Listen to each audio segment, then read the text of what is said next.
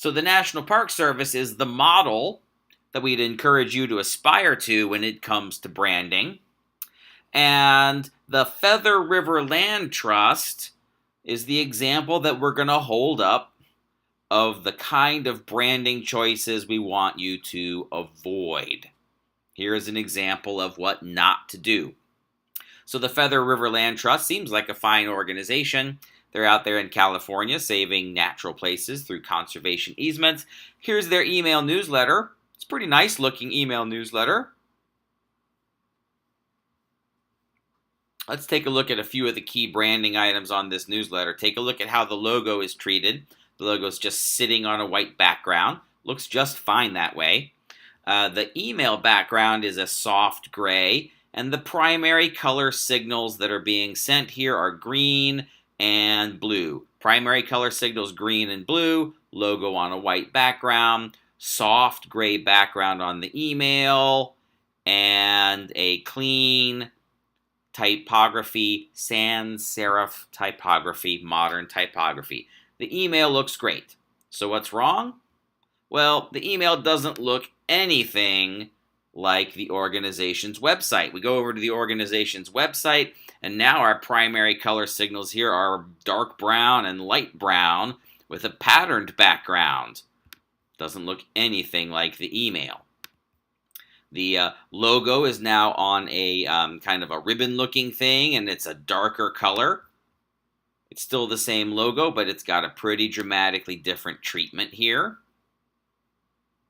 The typography is a much more traditional serif typography.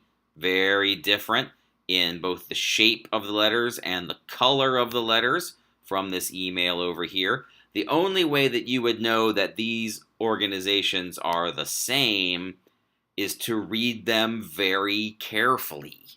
And the point of a good brand is that you can recognize that they're the same at a glance without reading it very carefully. Doesn't get much better when we go into print. Here's the 2015 annual report from the Feather River Land Trust. Entirely different image on the front. The typography is slightly different from the email. And the typography is very different from the website. The logo doesn't even appear on the front cover. As we go into the annual report, our primary color signals become orange and green. You don't see this orange and green on the email. You don't see that orange and green on the website. You just see it here in the annual report. And this typography here in the annual report looks totally different from the website. Looks totally different from the email. You have to go all the way to the very end of the annual report before you finally find that logo on the very last page.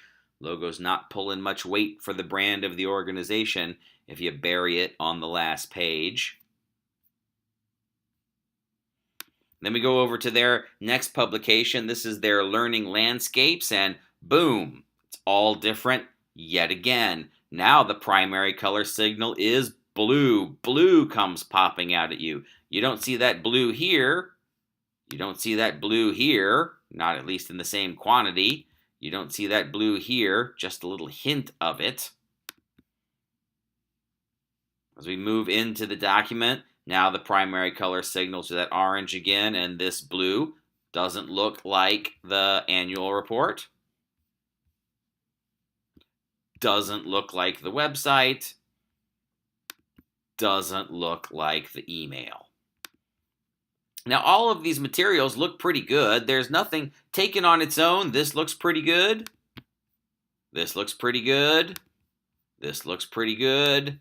And this looks pretty good. But there's no consistency from piece to piece. It's as if they start from scratch every single time they start working on a new piece of print or electronic material.